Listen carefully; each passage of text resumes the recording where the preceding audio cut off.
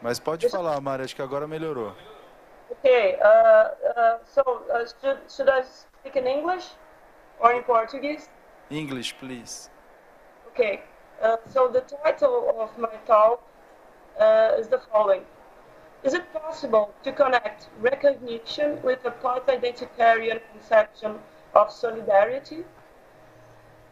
So, during my postdoctorate in the philosophy department of USP, I investigated the connection of social critique and psychoanalysis. And I did that with special attention to the debate between Axel Honneth and Judith Butler. They are both Hegelian philosophers, and both of them also try to connect Hegel and psychoanalysis.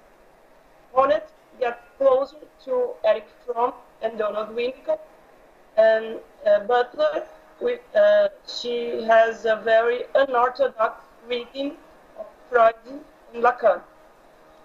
So, can you hear me? Yes. Yes, Mari. Okay, I can continue, right? If you can speak a little slowly, please. A little slower, all yes, right. Thank you. So, what I was saying is that I'm going to talk about Honneth and Butler. Okay. Honneth's conception of subjective, Honneth's model refers to a polyvocal subject. That is, a subject has multiple identities. On the other hand, Judith Butler talks about a subject that is expropriated from itself. In this case, the subject is marked by an internal fission, internal rupture that unidentifies. He can no longer be described as somebody who has one identity or even multiple identities in Butler's model. Is that okay? Are you listening? Yes, yes. So unidentified identity. The Butler's model of subject is not connected to identity. It's more like a subject that is expropriated from itself. It's an unidentifiable subject. Okay. You can say, all right. In my postdoctoral work, I have developed a few critiques of the Honneth's model of subjective. I think Judith Butler has a version of subjective that's more firm, a more firm-based. And that, I think her version, her model, is more productive for critique. Okay? But there is also problems with Judith Butler's point of view. Honneth's model is more optimistic. When we talk about identity, it can be more easily connected to the demands of social movements. It's also a model that can show how the experiences we share and the narratives we share, and something that we could imagine to be how those aspects of our life can be important for the construction of a solidarity that goes beyond the national borders. Okay, so Honneth's model is easily connected to the demands of social movements. That's the advantage. I'll talk about the unadvantage, the disadvantage of Honneth's model. Okay, so can I rephrase, Mari? Honneth's conception of subject is more connected to social movements. Yeah, not social movements, but what the social movements say about themselves. The images that they create about themselves. Okay. Butler's model is also connected to those social movements, but it's more connected not to what they say, but to what they think, but to what they do, and sometimes to what they do unknown, something that they do, but they don't actually know that they are doing it. Can you understand that? Okay. One's more connected to action. Action and things that they do, not knowing that they are doing. I'll try to explain what it means later. All right. And Honet's model is more connected to what they say and the things that they imagine for themselves. Okay. Butler has a skeptical view of identities, as well as the relation that the social movements have, the images that they she insisted that shared images are always produced by some sort of exclusion. Construct an image that will bound people together. They do that, but they do that and they have a price to pay, which is a kind of exclusion. Okay? Kind of an illusion. Exclusion. Exclusion. Exclusion. I'll explain how the construction of images produces exclusion later, all right? Okay. That kind of exclusion.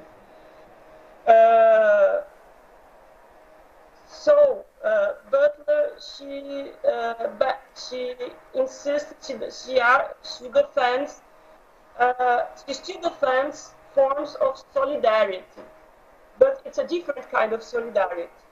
It's a solidarity which is marked by what I cannot recognize in myself as myself. It's like when I find something unidentical to myself, in myself, that this unidentity or the foreign girl who lives in myself, this is what we share. So solidarity in Butler's model is connected to that, not images, but what it is unidentical in myself. Can you understand that? Yes, what is unidentical in myself produces solidarity in Butler. A kind of solidarity. Okay. I'll try to explain what it means in a few moments. I don't want to take it too long, but the main features of Honet's model of solidarity is constructed by his vision of the subject, which is based in intuition, an insight that was in Hegel, the Hegelian idea of being oneself in the other. So, based on that, Honet writes about the process of maturation, psychic maturation, as something like a balance between autonomy and connection. Sorry, between autonomy and what? Autonomy and attachment. Connection. Yeah, connection or attachment. I'm connected to my mother, for instance, but I also have something in myself that makes me go beyond this connection. Okay. An individual. Mm-hmm. So that's the balance that Honet insists on working. And for him, it is connection to his reading of Hegel and Winnicott together. And he also argues that we have like an innate potential to self-constriction, self-restriction. This innate potential for self-restriction is what will let us as an adult to love other human beings which are also autonomous. Human beings that I cannot control, but I can love them.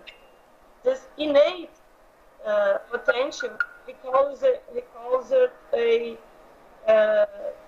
proto-morality, potential for morality that we are born with that. And he uses experiments from developmental psychology, like with Daniel Starnes and other American psychologists, to prove that we are born with a potential for self-restriction. Okay. Is it clear? Mm-hmm. Okay. He also uses Freud's ideas, and he says that Freud evokes constantly metaphors about exchange and commerce between the ego, the superego, and the id. By those, if you take seriously Honneth interpretation, we could defend that there is a potential for a dialogue between the ego, the superego, and the id. And a more mature subject could make this dialogue work between the psychiatrists. It's a very polemical reading of Freud. Freudians like Butler and also Joel Whitebrook, they make a strong criticism for this kind of reading. The critics to Honneth, they say that it's not an internal dialogue that Freud talks about, but it's a struggle, it's internal struggle. And Honneth treats a struggle like a dialogue, and by this way he doesn't take seriously enough the forces of domination and subjections that are inside human psyche. So there are a lot of criticisms on this, on his reading of Freud. But what I wanted to stress here that according to Honneth's reading, we could say that there is a potential to communicate in the human subject. Sorry, repeat please. There is a potential for communication inside the human subject. Okay. So the ego, the superego, and the id, they could communicate, but they could communicate. There are potential for it there. Okay. So we could say that what Honneth is trying to do is to transpose Habermas' theory of communication from the social field to the psychic field. You see, Habermas said there is a potential for communication in life, in our human interactions, and Honneth says, no, we can go further. We can see a potential for communication inside the human system. Nice. So, Honneth's subject would be a polyvocal one. It would be a subject that carries some kind of container of potentialities of the ego that could be actualized by the means of what he calls like an internal dialogue, or there's another expression he used, racially regression. Okay, can you repeat again, Mari? So the polyvocal subject is a container. It's like the I, the part of us that we know, it carries on the back like a container of new possibilities. Mm. Something behind, but I can contact those experiences by something that Honneth calls rationally controlled regression. So I can talk to the possibilities that I left behind in my life, and by that kind of conversation, I can transform myself. I can have new identities. That's why he defends the idea of multiplicity. We can have during our life multiple identities. Can you hear? Does that sound okay? Okay, so the idea is that you can have a potential of regression and also emancipation or something like this, or you can have new identity. Is that what you say? No, not precisely. Hornet tell us something about a rationally controlled regression. This is a psychological process in which I can contact the possibilities for myself that I left behind. It's like something in my unconscious, right? So I can kind of reach my unconscious through a kind of regression,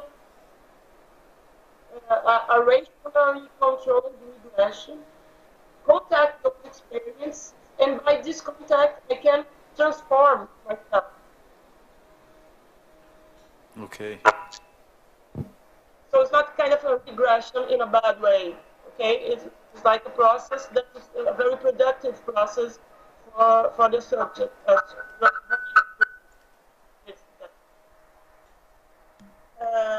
So you said is not necessarily bad, the regression. No, controlling regression as productive. Rationally controlled regression. It's a way to talk to my unconscious, kind of that. And by that way, I can transform myself. I can have new identities. Okay.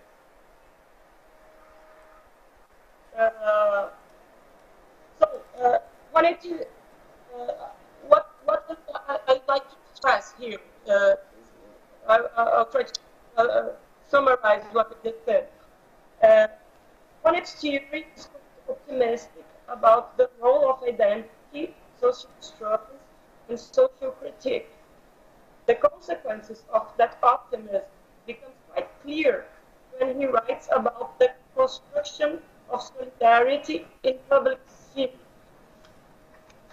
According to his point of view, it's fundamental, very important to mobilize the cultural background that is the public sphere.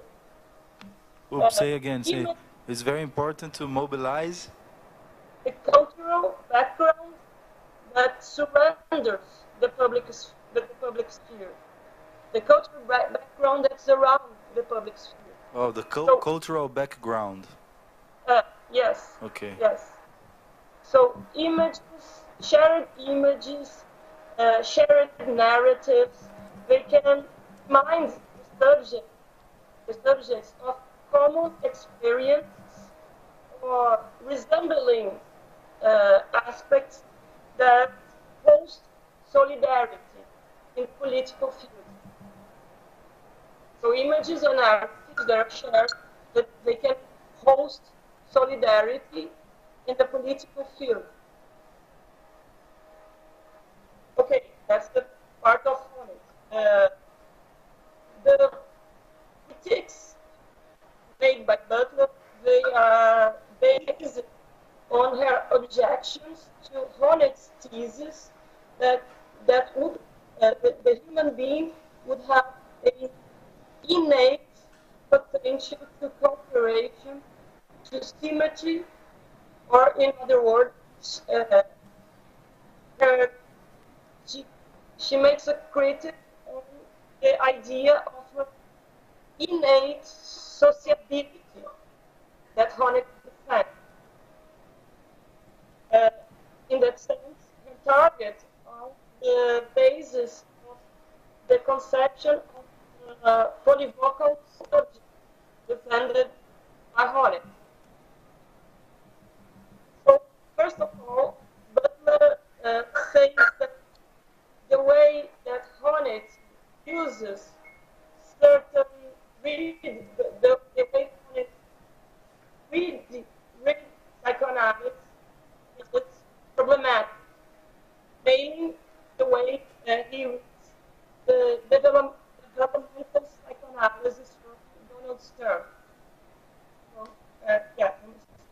So it's so it's a problematic use of psychoanalysis by Honneth. That's what she says. Yeah, and I'll say why she thinks his reading of psychoanalysis is problematic. Okay. First of all, first point, Honneth does not consider the critics of developmental psychology made by other fields of psychology. She says developmental psychology is very polemical field. It has a lot of criticism to it, and Honneth just doesn't consider the criticism. And he just takes the idea, he chooses the field that's more, which is closer to his thesis on Hegel. He wants to prove a thesis, and then he chooses the theory of psychoanalysis that is close to it, and does not consider the criticism to developmental psychoanalysis. The second critique is based on the idea that what defends that there would be a primary intersubjectivity, or it's another way to say that there is a innate impulse to self-restriction, and he tries to prove that in a kind of confusing way. Sometimes he says, oh, this is an ontological argument, and sometimes he says, no, I can prove that empirically. So Butler says it's problematic, it's confusing. Her main point is the following, okay? She says, Honneth's conception of authority of the other is domesticated. It's not talking about the real radical authority. It's a domesticated concept of authority. That's her main criticism. So in order to do that, she says, Honneth's main thesis is like the human subject, it's like a container that could learn with his experiences and with encounter with another human beings, and give room to new identities, new points of view. And she says, this is not the best way to understand subjectivity. And she argues that his reading Hegel is quite problematic. I talk to the in Hegel, it would be only partially true to say that the self includes the other. She says, Hegel, the self encounters self as other. Not including the other, but encountering itself as other. That defines the primacy of the internal rupture that constitutes the identity. She says the subject is the relation with other created by this kind of freedom or this kind of rupture, this kind of seizure. The relation with authority happen primarily in encounters between subjects that happen in social life.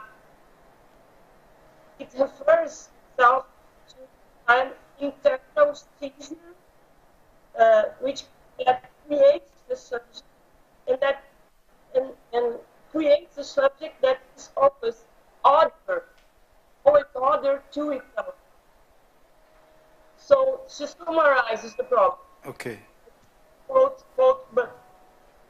so there is perspective about relation which comes from Hegel, this conception defines the self, search and offers recognition to others. But there is another subject also based on Hegel that insists that recognition reveals that the self is always positioned outside of itself. So can you, again, Mari, please. So the difference between in itself and outside itself, the relation, I didn't hear. Okay, the first conception is Honneth, okay. All right? So this conception, this kind of reading of Hegel, in this kind of reading, defends that the self search and offers recognition to other human beings. Mm-hmm. And the other conception says something different. It says that recognition reveals that the self is always positioned outside of itself. So the recognition is to show how the self is outside of itself. I'll try to explain it better, what it means. All right? Okay. In the end, what she's trying to say is that Honneth's model is incapable of distinguishing images donated to other human beings by the eye and form of relationship and relation to the alterity in a more radical manner. So, encounters in a social life with other human beings can be no more than encounters to projections of the eye. What she means is Honneth's model cannot go beyond narcissism. Understand? Okay, so it's not a real connection with authority, but with projection. The problem in Honneth's theory, he cannot distinguish when a more profound relation to authority happens and a more superficial one happens. It cannot distinguish that. So it's problematic in her point of view. As I said, Butler's reading of Hegel is connected with her very unorthodox reading of Freud and Lacan. She pays a lot of attention in the section of the on what Hegel writes about the dialectics of the Lord and the bondsman. According to Butler, in the dialectic of the Lord and the bondman, Hegel shows Sorry, the dialectics of the Lord and the slave? Okay. Lord and bondsman, in the phenomenology of the spirit, okay. The discussion about the dialectics of the Lordman and the bondsman, the Lord and the bondsman. So, according to Butler, in the dialectic of the Lord and the bondsman, and which one? Sorry, is the dialectic the Lord and? The bondsman. Bondsman. Yeah. Escravo. Escravo. Okay. Escravo da fenomenologia do espírito. Okay. According to Butler, in the dialectic of the Lord and the bondsman, Hegel shows us that the encounter to other is primarily a process of losing itself. To be what it is, the self-consciousness has to let itself behind and will never become what it was in the past, because it will discover itself as something that is external to itself. The self-consciousness can, in that way, encounter itself as other. In order to do that, it has to go through a process of transformation, which is risky, which is unpredictable, and which is unreversible. Something that cannot be described in terms of an internal dialogue or controlled or a rationally controlled progression, as one it does, because it's unpredictable, because it's risky, because it's unreversible. The process cannot be controlled as Hornet wants to do. Understand? Yes, yes, very interesting. To Hegel, the angst or the fear when the slave faces death has a crucial part. The position of the Lord is based in a mode of defense against that kind of action. What I mean is, the position of the Lord is based in a defense against fear against death, absolute fear. Butler argues that the position of the Lord can be characterized as a refusal of the vulnerability of the body. She writes that the slave acts as a substitute of the body to the Lord, of being a full imperative. Something like the Lord would say something like that. You will be to me my body, but do not let me know that the body that you are is my body. It's the main idea is like the position of the Lord is based in a refusal of his own body. This is the most important point. To Butler,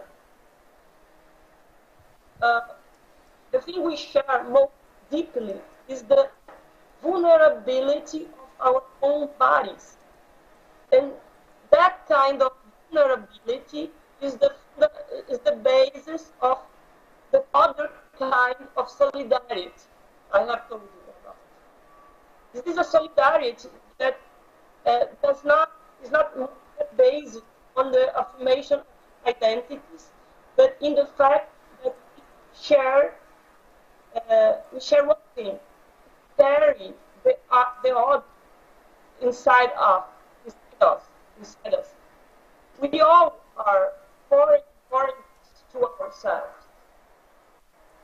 So in that idea, there is a force which is able to undo a normative regime that constructs the constitution of fields of recognizability.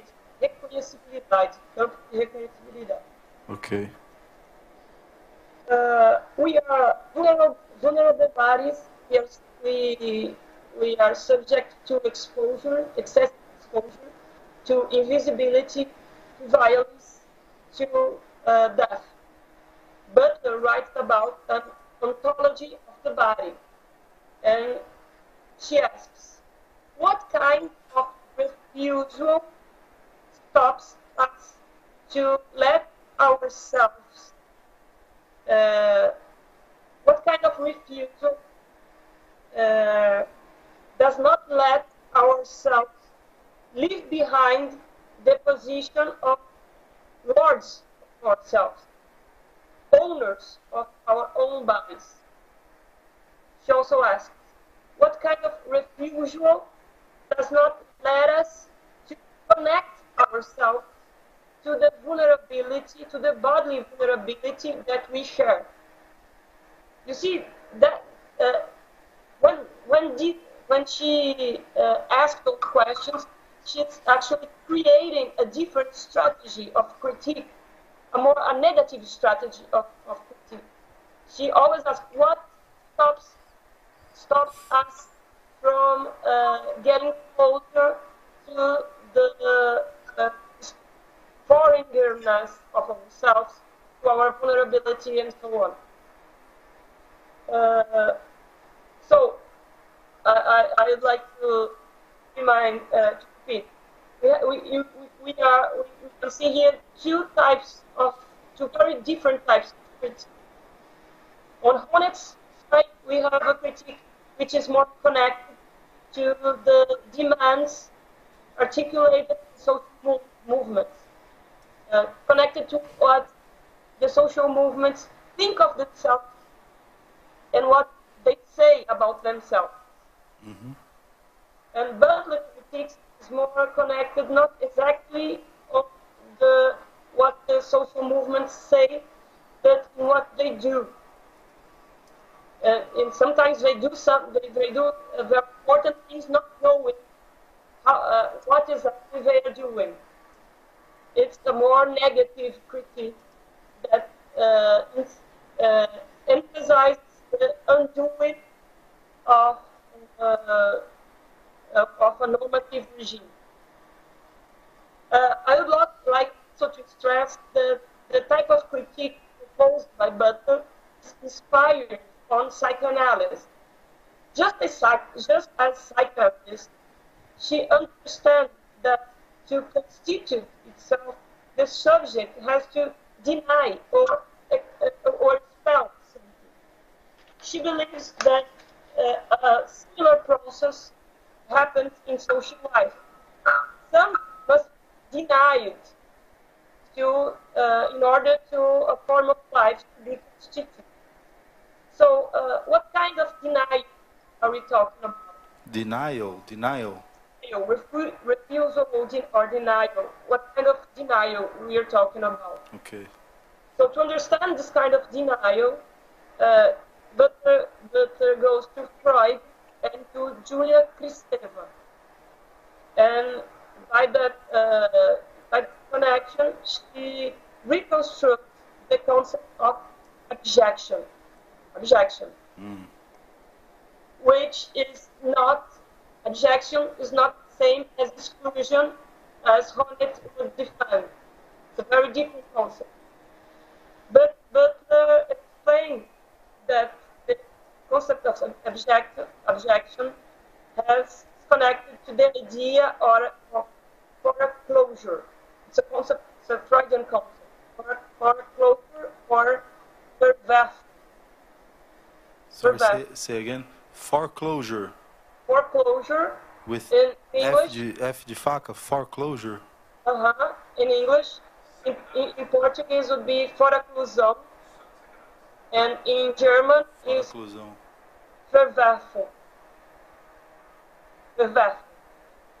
And then she goes specifically on his thoughts on foreclosure in the process of constitution of the subject.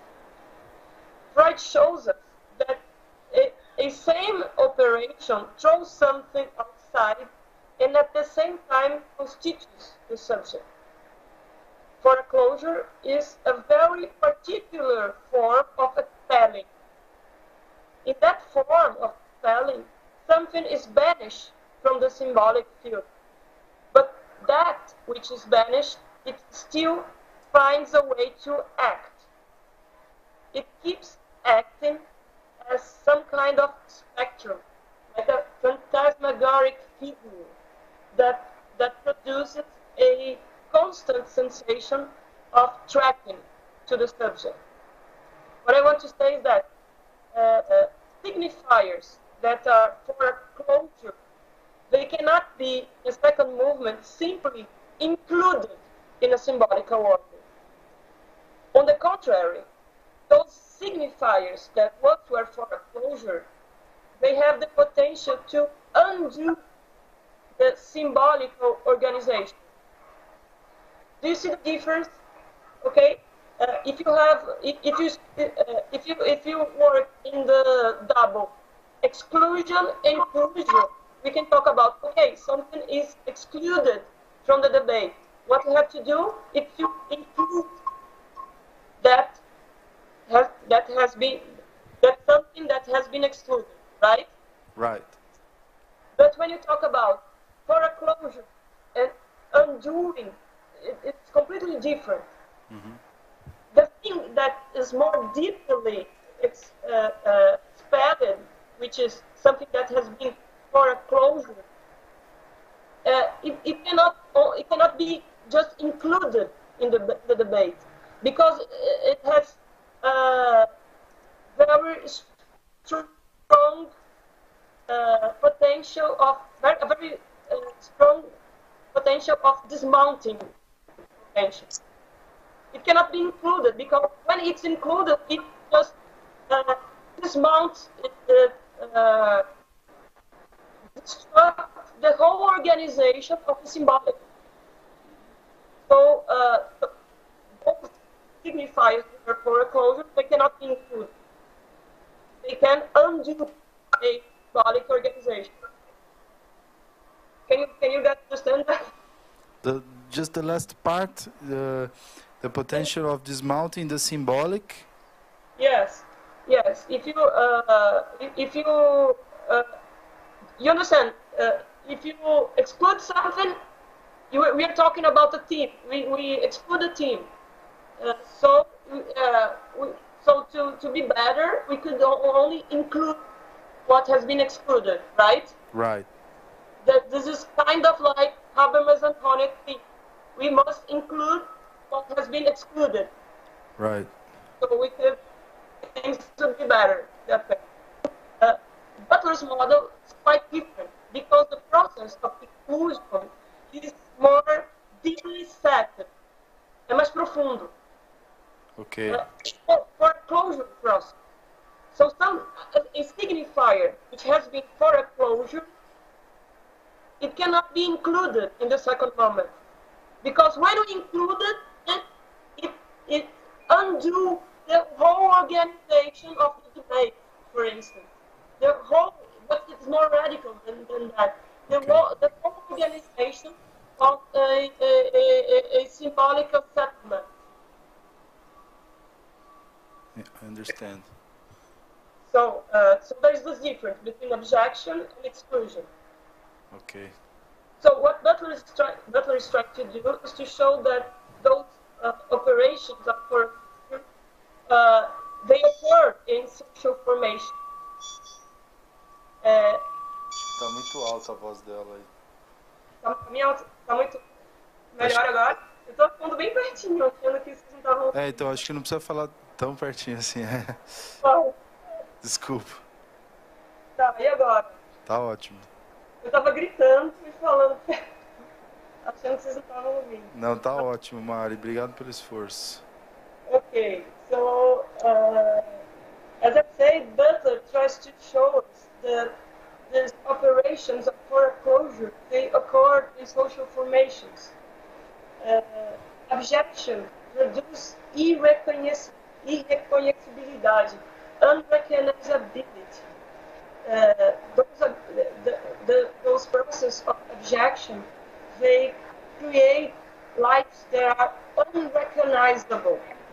Lives which, when they are not there anymore, when those lives are lost, they cannot be felt. In Butler's word, those lives are incapable of producing grief. Those are ungrievable lives. So foreclosure, objection, produces ungrievable lives. Lives of, imagine the life of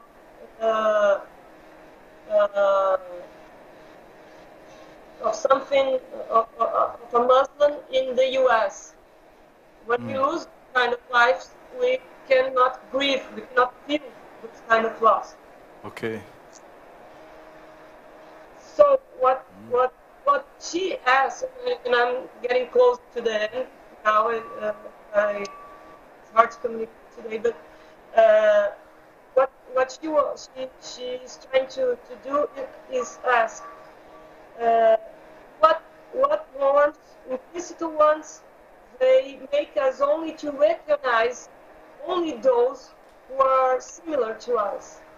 maybe our solidarity in the relationship to others might not be based on the apprehension of similarities. Maybe this other solidarity can gain momentum, can gain force when we do a critical reflection about the abjection process that constitutes the fields of recognizability. These fields are implicitly there when we feel the loss of life of some, and we respond with coldness to the loss of life of other people. Just to finish, the idea here is like she's like trying to use another strategy to criticism. She's not gonna say, okay, let's insist on identities, but I don't wanna give up on the idea of solidarity. I wanna think about solidarity in another way, and I wanna try to think about other strategies that social movements can use. For instance, when social movements, when they insist to say the name of the people who were lost, and that kind of loss was not felt by most of us. For instance, there is a movement in the Argentina called Ni Una a Menos. Have you heard of it? Ni Una Menos. It's an Argentinian feminist movement, and what they do, the most important strategy of action of this movement is repeat once and again the name of the women who were killed in Argentina in a certain period, like women were killed by police violence, investigate the name of the women who were lost. So it's a kind of strategy of criticism more closer to what Butler is trying to do, than because it reminds us what we have to forget to create a field of recognizability. Then this kind of is closer to what you want than the criticism that insists on identity. Can you guys understand this kind of example? Yes. So they use the name of the women that were killed? Yes, instead of, because we have a problem in feminist movements, right? We have so many factions of movements, like, and all this division in factions has a lot to do with identity politics, right? We have black feminists who do not talk with liberal feminists, who do not talk to socialist ones, and who do not talk to Muslim feminists. So there are all these factions, and it becomes a problem to the movement. And I think it has a lot to do with the whole identity, how identity is important to feminism. But there are other social movements, there are other feminist movements who are trying to do something different. Because the idea is just to say the names of the women who were killed by violence, all of them. All of those names will be said. We won't say only the names of the black women who were dead. Say the name of the woman who were dead. It's a strategy to go beyond the identity politics from another. Oops! Now cut a little bit. Another basis, I think. So just repeat the last time, a strategy for? Okay, imagine two strategies for feminists, right? Uh-huh. First strategy, we can divide ourselves in several factions. Black feminists versus white feminists, liberal feminists versus socialist feminists. Mm-hmm. Those kind of, being black or white, that would be something that identifies the group. It's kind of identity politics, right? Mm-hmm. Nenhum Menos, this Argentinian movement, has a strategy who is not connected to any identity politics. Their strategy is the following. We gather in a public space and we will say once and again the names of the women who were killed this year because of violence in Argentina. We will only say their names. Okay. So it's not an identity. Yes. We're not going to say the names of the black women who were killed. We're going to say all their names. It's a kind of movement who is trying to build solidarity using another strategy, not identities, but trying to talk about things that the names of the people that were not in the news, that were not in the image of the big media, and insisting on repeating those names. It might be that make Argentinians learn to grieve about the death of those women. Did you see the difference between the two strategies? Yes, they say the names of all the women that were killed, not, for example, the Mães de Maio. Yes.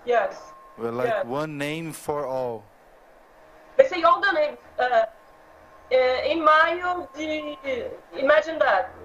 They gather in the public space and they say, in Maio of December 2017, those are the names of the women that were killed by violence. Mm-hmm. Maria de Jesus, não sei o quê, Joana da Silva, Helena da Fonte, I don't know. They say all the names of the women who were killed in that specific period of time.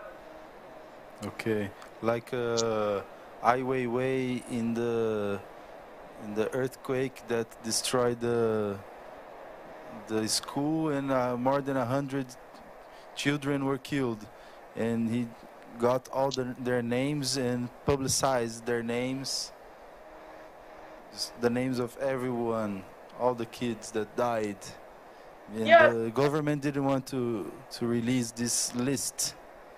Yes, it has something to do with that, but it also has an important thing, is that the women were not in the news, were not on the obituary. The women were not in the media. Maybe in the case you just mentioned, the deaths were in the media.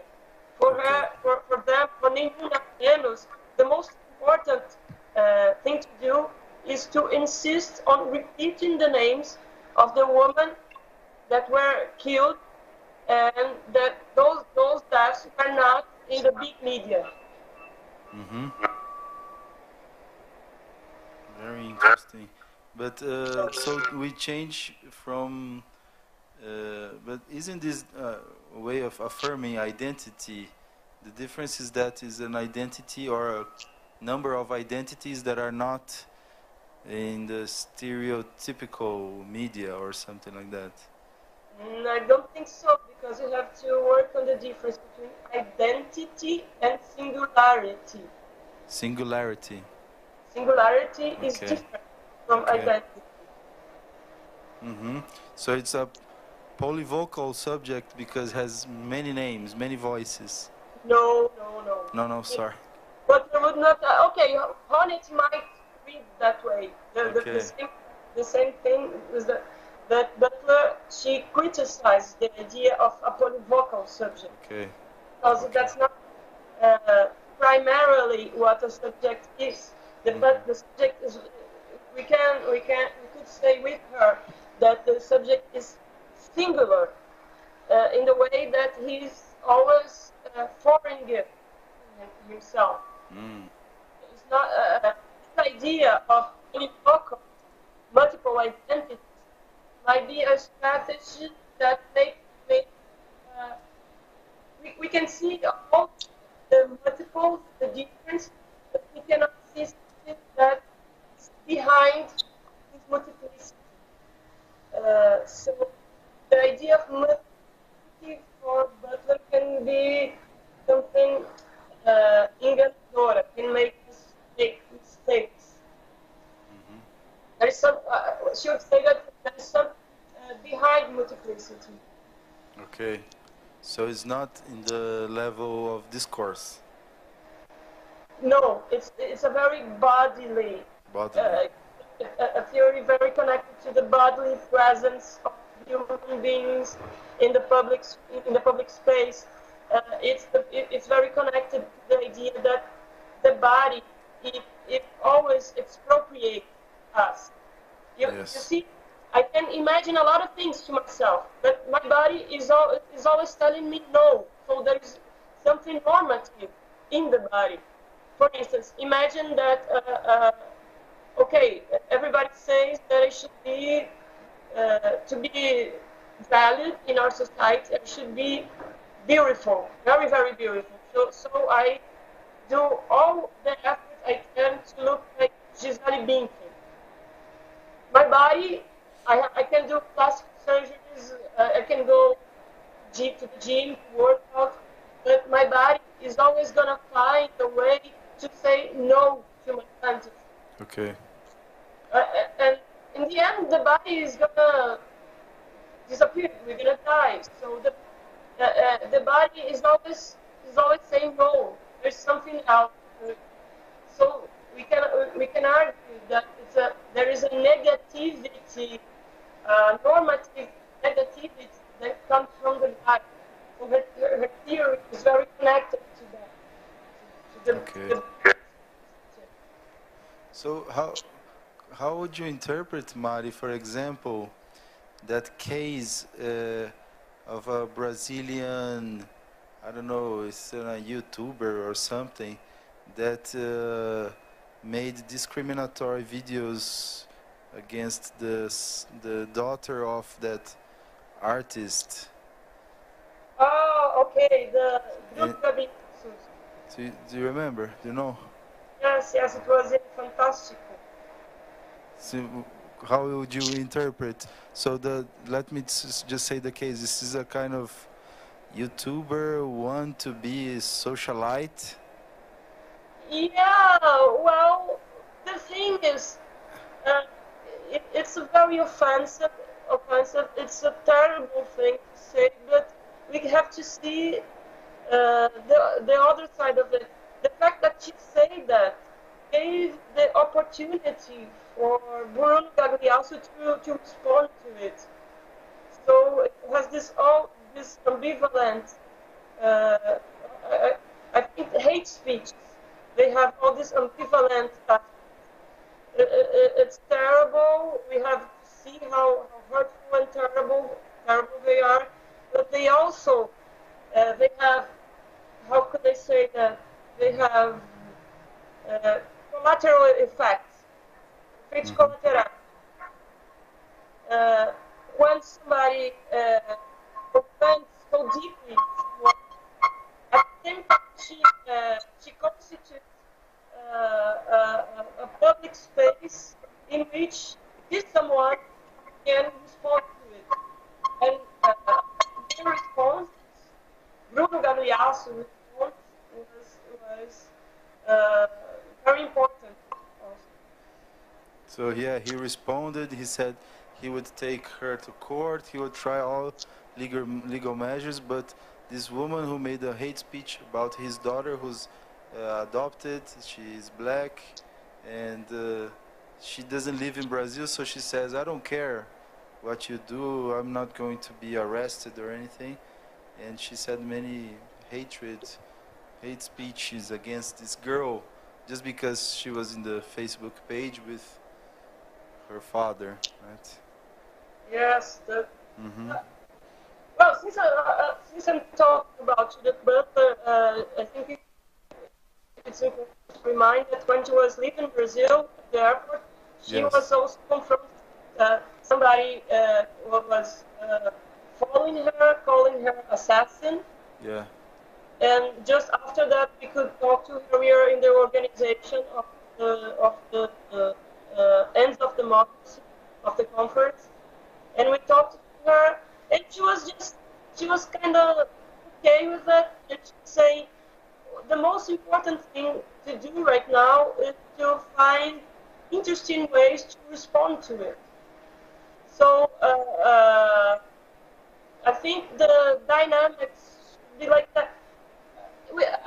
There is something very tricky about hate speeches because as offensive as they are, if you cannot respond to it beating people to speak, right?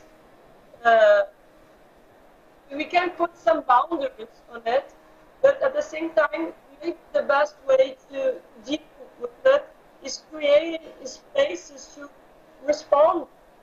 And I think her, the way she talked about the scene she had to be in, the offenses that she had to deal with, it was just it. We should try to respond in the best way we can. Mm-hmm. But I think the violence, maybe the physical violence, is maybe the main limit. The psychological violence is something that we should talk more about it to really find out what is the limit, including the limit to the law, right? Okay. This dimension of psychological violence too. Okay, Mari, thank you very much. Let's give a round of applause. Okay, I think my connection was not so good. I don't know, to test it more before. I'm so sorry. No, thank you. Thank you for your effort. We made an effort here too, and it was very interesting. Very interesting ideas. My paper and Olivier has a question for you.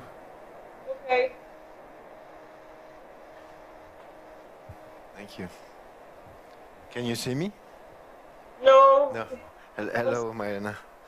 No. I don't know. And if can you see me? No. No. Okay. So no problem.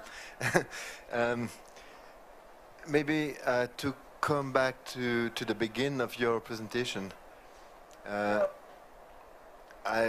So maybe I have two questions. The first one concerns the differences between Honneth and Butler. So you insisted on this kind of the subject which is beyond of itself, so, like Butler said, and you said that she's doing something like a negative critic. So maybe you can develop more this point of negative critic. What do you understand? How do you understand it? And maybe I think Honneth in this point he is weak because he's trying to do a kind of critic which is very different from what Butler's made, which is really near at the beginning to Derrida, so the construction of norms, because Honneth wanted to have a kind of relation in which we can show that it could be the base of a normative foundation of the critic. So it can describe this relation in form of violence, of inequality, or alienation, or a kind of beyond the subject, beyond itself. It must be something really symmetrical And so the project, I think, is very different, because when I say Honneth is weak, that he tries to see to ground his own critical perspective in this relation. So, and Butler, she doesn't have this problem. So she can make a perspective which is deconstructing this relation and maybe placing the critical standpoint in another place, but it was never so clear where the critical standpoint of Butler is, in fact. So in one of her last texts, she said, the critic is something like a movement, a displacement. And she tries to ground a normative critic in this idea, which is, in fact, totally different from the strategy of Honneth. So maybe you can see a word about that. How do you see this difference? And the project, which are, in fact, I think, really different. The second aspect has to do with what you said about solidarity. So I had in mind the last texts of Butler, where she's speaking on coalition.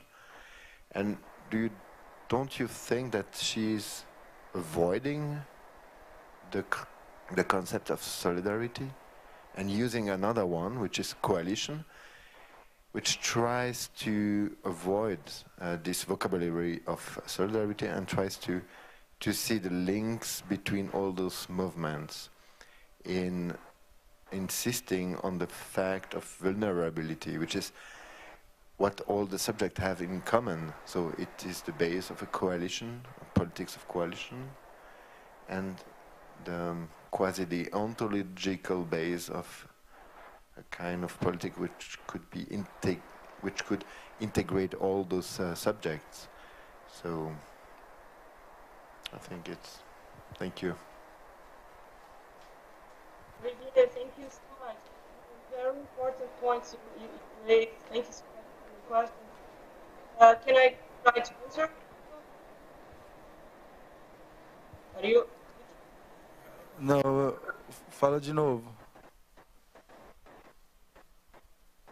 Did you hear the questions, Mari?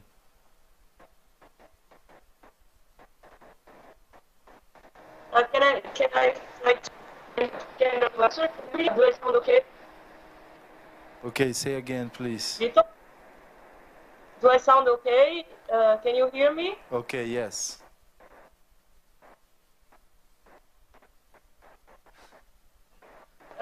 So thank you, Olivier. So, I'll try first to answer the last one, and then I'll get to the beginning. Actually, I use the concept solidarity in a very broad manner. I think you might be right when you say that she prefer the concept of coalition. But as in her latest work, the way she uses levaram, I think based to that, we could work maybe toward a concept of solidarity. Because in the end, she's talking about what we share in a most deeply level. So some kind of, because coalition sounds so like a political alliance. I think I know what you're saying, because when she talks about those coalitions, she's interested on quasi-identitarian coalitions that are coalitions that are created not by identities, but by a common position of precarity, or common position of vulnerability.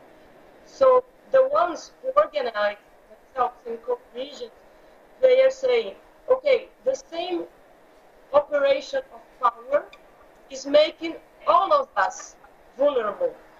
And we could say that, like, for LGBT community, the community of the ones who are think-up here, illegal aliens in the US, in Europe, and we could group all sorts of communities in this kind of coalition.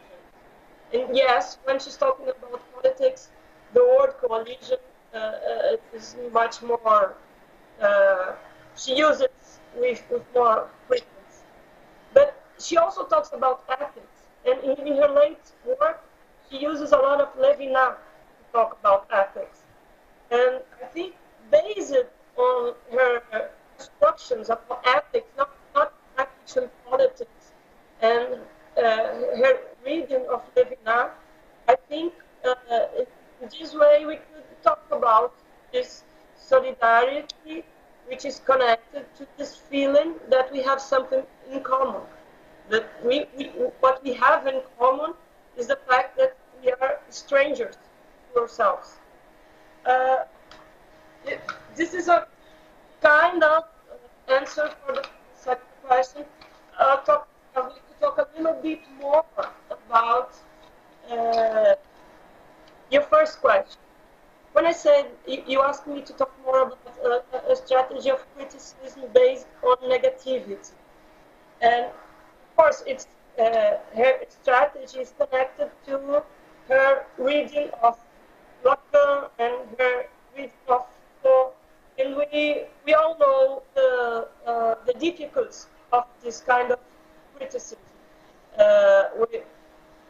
If we could look at the law, for instance, it's a very dismounting conception of the law that it cannot point the productive aspects of law. And I think Butler is very aware of this problem. She's aware of this problem, Lacanian theorist, and she's aware of this problem in the Foucaultian tradition. And then she tries to do to go forward, to do like a second step. And I think it's very connected to the concept of performativity. And I also suspect that what I have been observing since 2005, Butler has tried to talk more to it, to Hakoyagi. I could say something. I could say the same about Wendy Brown also, because a lot of philosophers and political scientists from Berkeley that comes from this Foucaultian tradition are trying to talk more about talking more with the third generation of Confucians. I think that's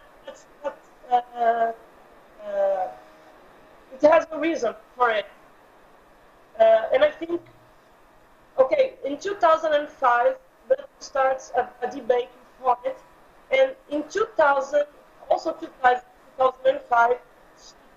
she published the Precarious Life and Frames of Form. And in that point, she starts to have a different point of view on law, a more productive point of view in law. So, okay, she has this heritage, Lacanian heritage, is more connected to its negative aspects. The idea of a normativity, very different components, as you said. The normativity for her comes from the body, but she's trying also to learn something with the third generation and the second generation of Confucians, when she's trying to find like a more productive way to look at the law and to look at social institutions. So I'm very interested in this movement that the philosophers from Berkeley are trying to do, to not throw away the Foucaultian tradition, but be more open to the ideas of productivity in law and institutions and so on. I think her strategy is very, very connected to the idea of performativity. I cannot it would take me too long to talk about performativity right now, but it's what I'm studying. So I think I tried to answer questions. Did you guys hear, or you didn't hear anything? Did you hear, Olivier? You want her to repeat something? It's complicated, but I could grasp the argument. Thank you, Maria. Okay, Mari, he said he could grasp the argument. No, thank you, Marina. It was difficult to follow you in the whole conference, but I could grasp the argument and your response too. So thank you very much. So thank you so much for your question, Olivier. I'm sorry I was not there. I wish I was there with you. The tickets were too expensive. Yeah. Yeah, next time we'll get FAPESP to be more Yeah. open. End of the year, the tickets are also expensive. Yeah. Thank you very much, Mari. Let's see if we have some another question. Stefan or Luis?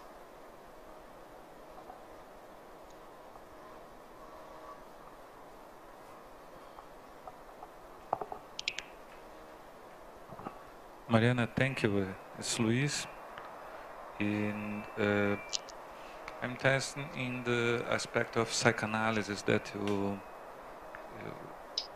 you could say that Butler are using more a different kind of psychoanalysis, isn't it? That a different kind from Honeff of psychoanalysis. Honeff could use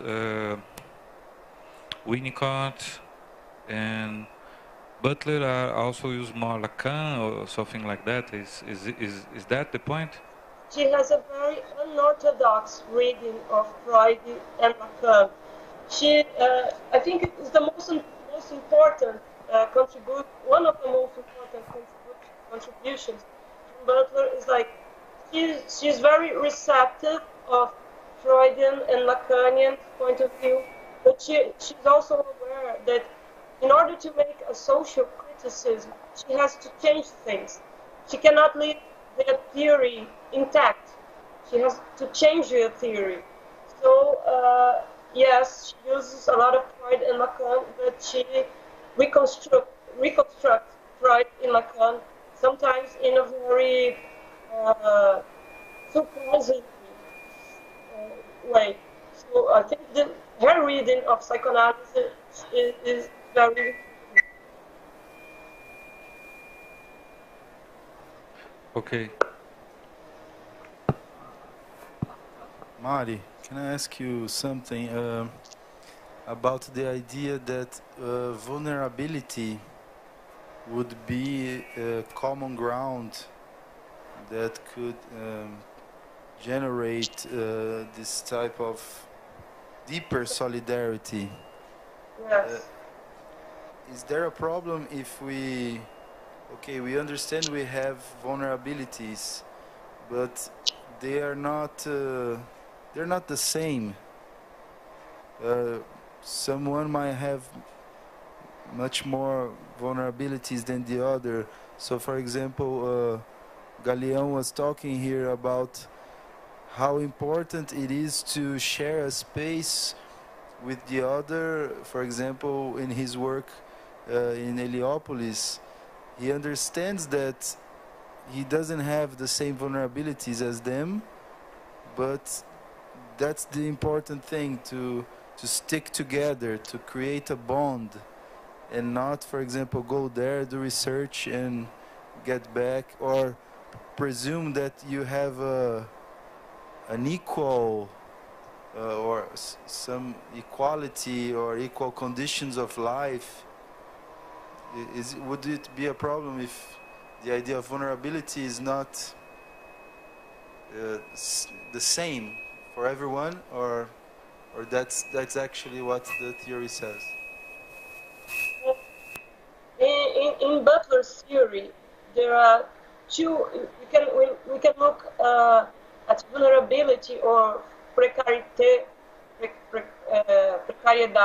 vulnerability.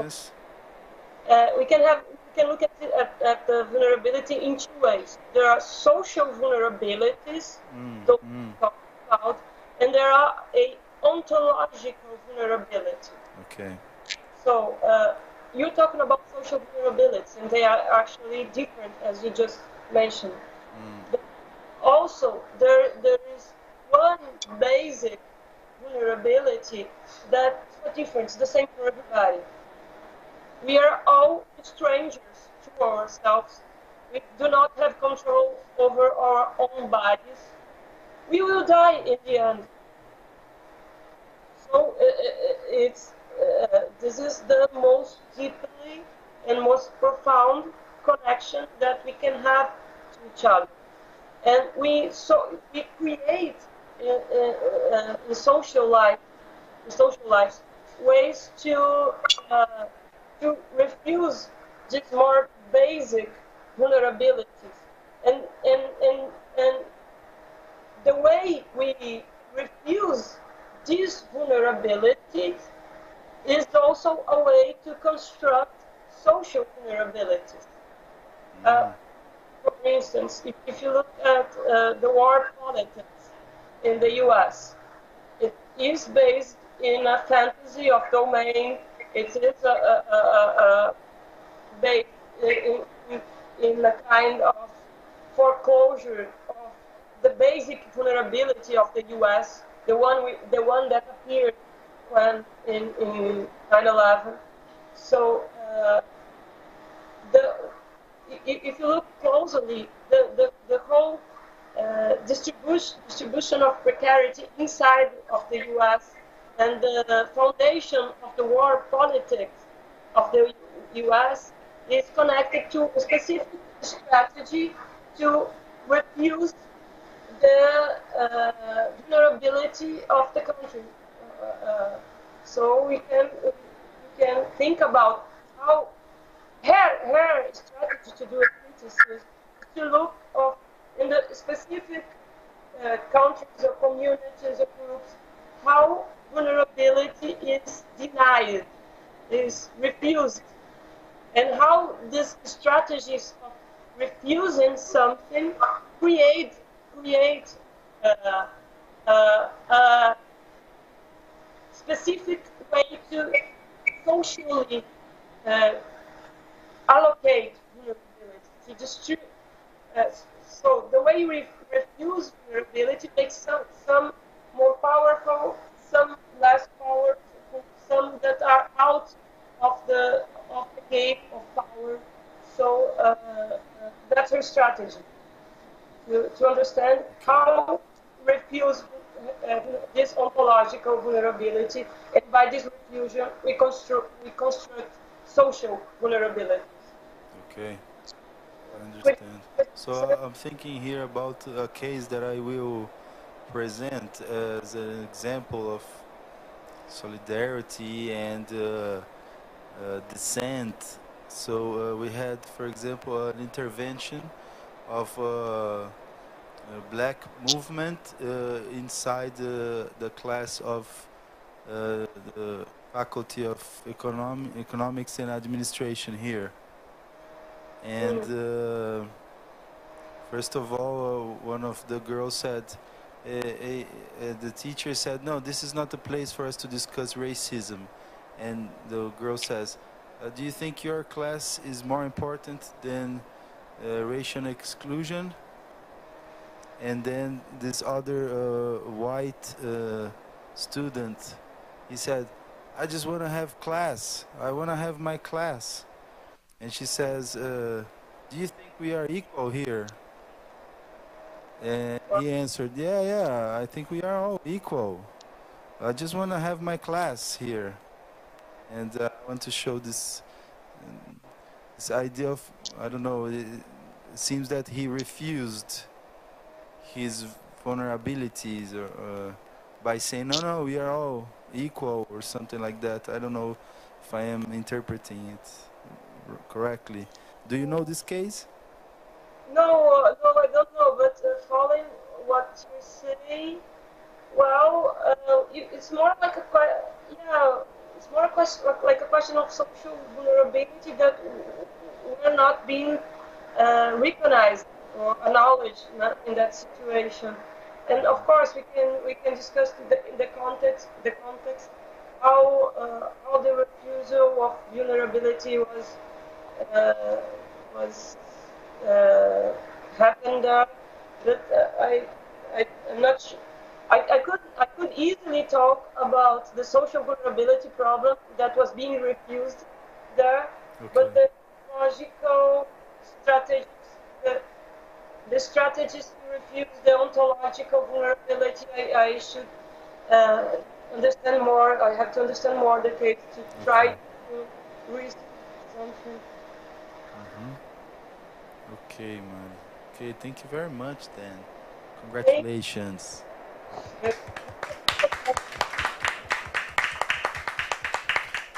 Thank you. Mari, we are also online on EAA YouTube channel.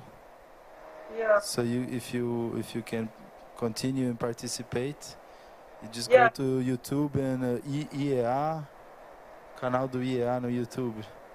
Okay, let me just write EAA. EAA.usp.br.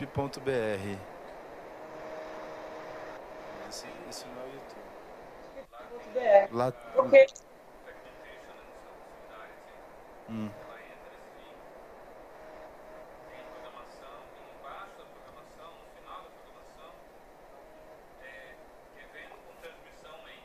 Okay.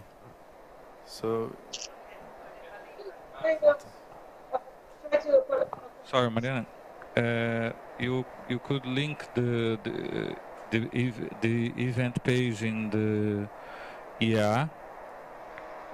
Okay. In the end of the page, you see the link. Okay. Evento com transmissão. Okay. Aí eu consigo ver o que vocês vão estar discutindo aí. Isso. Vou fazer isso. Ok. Obrigado. Obrigadíssima. Thank you, everybody. Thank you, Mari. You're great.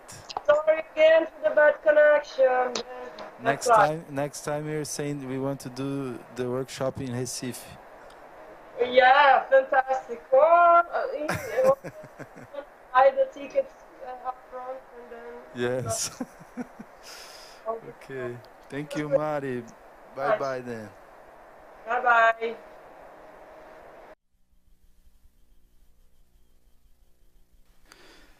Thank you very much for continuing here. Now I have some ideas to share with you as well. I prepared here a presentation. Unfortunately, didn't make PowerPoint. It's still a very rough outline of a paper. But the title is Selective Solidarity and Discourse Modulation in the Brazilian Public Sphere. I tried to...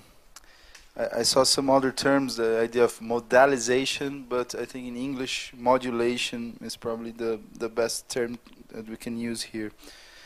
So what are the main problems, the main questions that drive me to give this talk and trying to put together these ideas? First of all is one that Habermas makes in between naturalism and religion, which is what guarantees social integration in post-conventional societies? And his answer is knowledge and conscience of norms and solidarity between citizens of the state, be it, I think, national and also transnational levels. And the other question comes from his theory of communicative action, which is how in modernity can we maintain the unity of reason in the multiplicity of its voices? Something like that. I'm just paraphrasing here. But I think my argument will go along these two questions. So how can we talk a little bit about solidarity and ideas for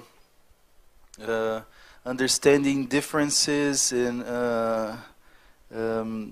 inequalities within the social conditions and also public debate, and how could we think about solidarity as a concept as an analytical concept to criticize public debates and debates in the public sphere. So the first part I will talk a little bit about solidarity and the idea of this selective solidarity. And the second one I will talk a little bit about discourse modulation. And in the third part I will present some cases for us to just try to make a first analysis of how to use these concepts and how to think them in empirical cases. So conceptions of solidarity. I think in a kind of non-reflection or more intuitive meaning, solidarity can be seen maybe as the intersubjective bonds between people and between normative integration spheres. So it's something that connects, something that unites. And I'm going to talk a little bit about solidarity through the ideas of Fábio Conder Comparato, who is a well-known jurist in Brazil. He wrote a very important book about ethics, published by, I think in 2004.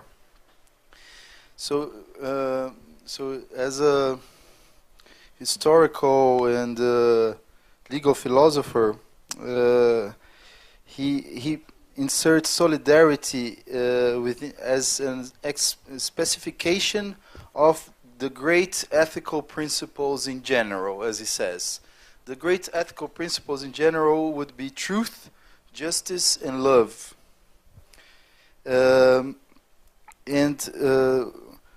From these great ethical principles, we would have specifications of them within freedom, equality, security, and solidarity.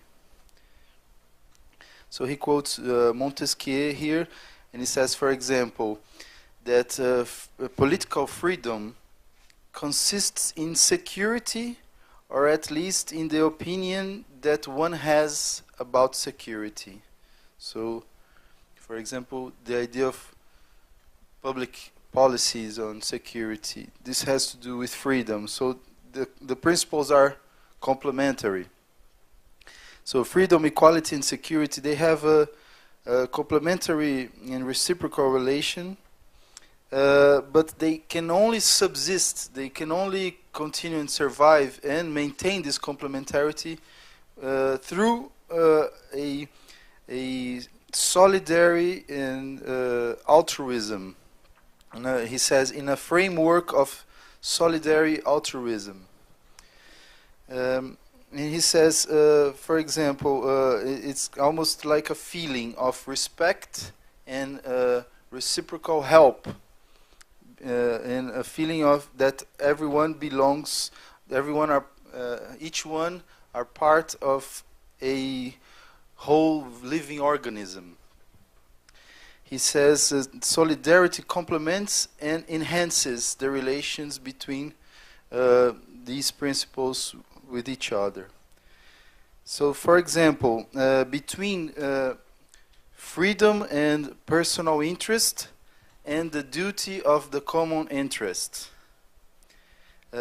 On security, for example, we can think of solidarity specifying it through the idea of each one for the good of all, and all for the good of each one.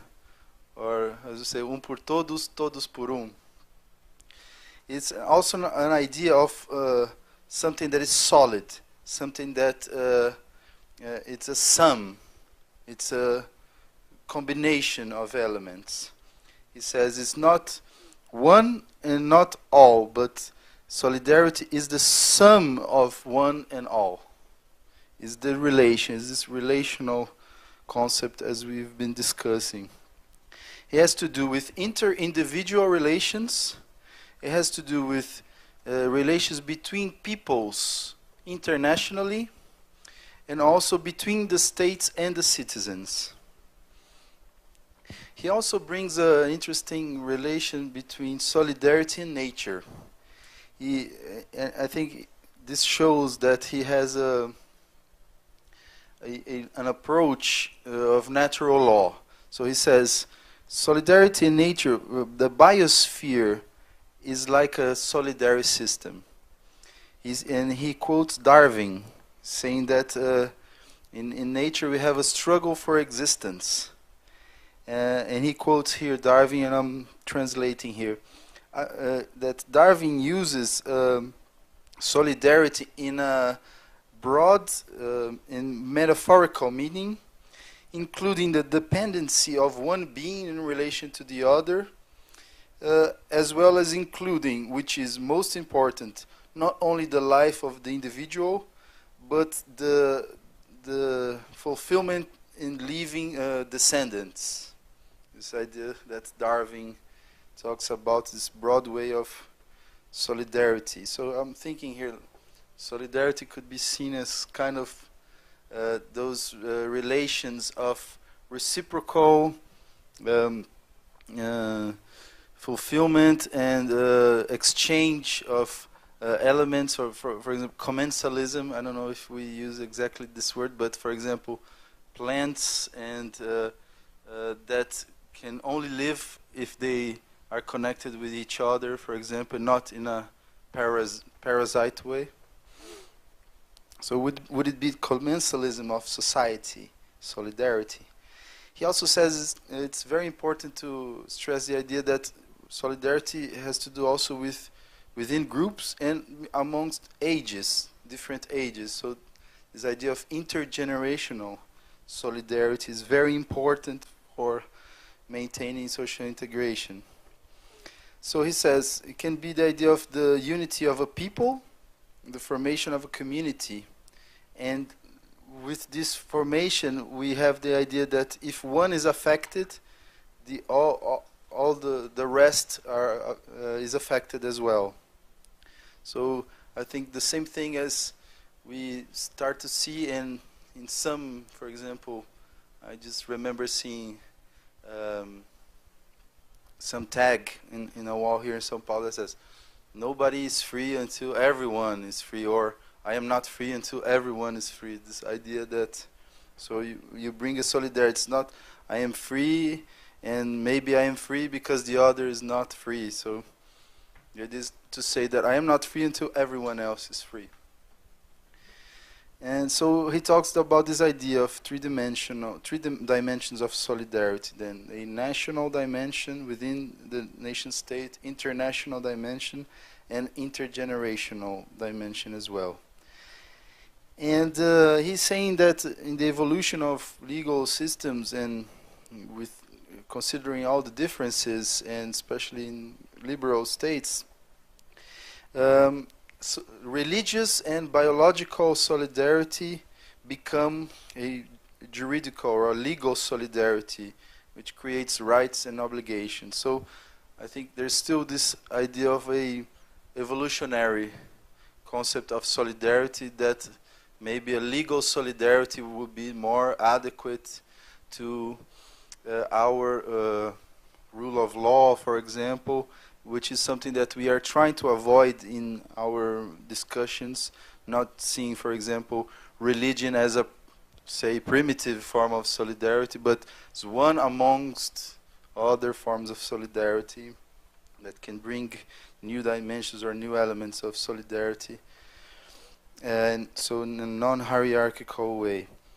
So he says this is also an origin of the group of rights and the basis of societies that have basic rights, and the idea that everyone has the basic right to participate in the spheres of integration. So to have a participation and freedom to participate in the economic sphere, to have solid and loving possibilities within the family, also within the rule of law, respect of the rule of law, and also I think in the social sphere, so quoting a little bit the spheres of recognitions here.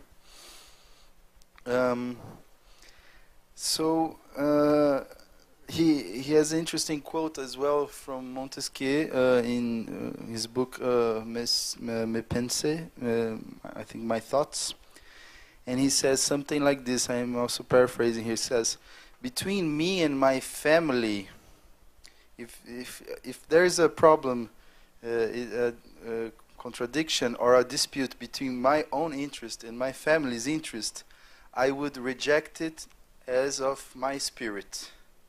If there's a contradiction between myself and the nation, I would try to forget it. If something is useful for the nation but is damaging to Europe or the human beings, I would consider this as a crime."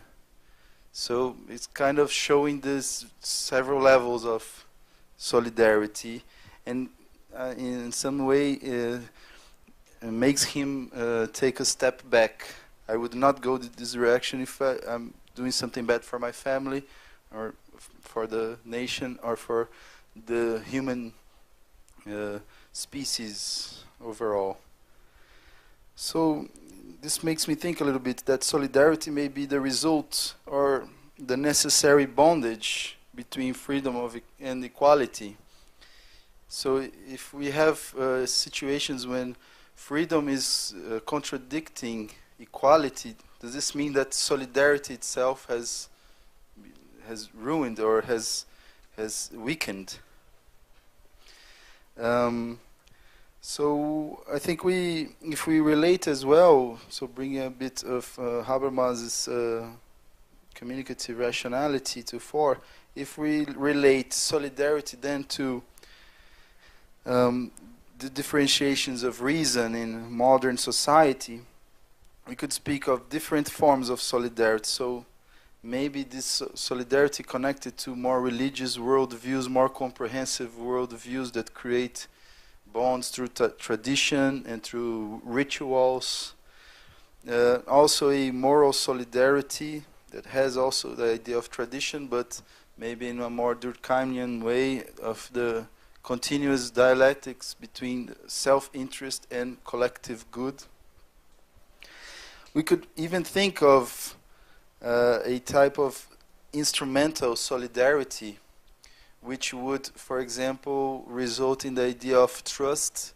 For example, maybe Anthony Giddens' idea of a kind of a skeptical trust, almost the idea that, okay, I have almost a blind trust that I need to have in my relation with economic systems, other systems of action. I have to believe that the plane will not fall, even though I don't know exactly how the plane works, and other things, right? Which brings me, I think, to another conception, and this would be political solidarity, something that Habermas has been working, especially on the discussions about integration and economic integration in Europe, especially. And his idea is that there's Germany, for example, should include and not exclude Greece, not because of morality and sharing a common ethical space, but also, or not only because of morality, but more of political reasons. So I think this has to do, yes, with sharing an ethical space, but less about, okay, helping, but of sticking together, of being better if you are along with others than excluding. So if we take this non-hierarchical or non-evolutionist approach, I think we could not talk only about better or worse forms of solidarity. We have coexistence and disputes about different forms and dimensions of solidarity. One aspect that I think that is also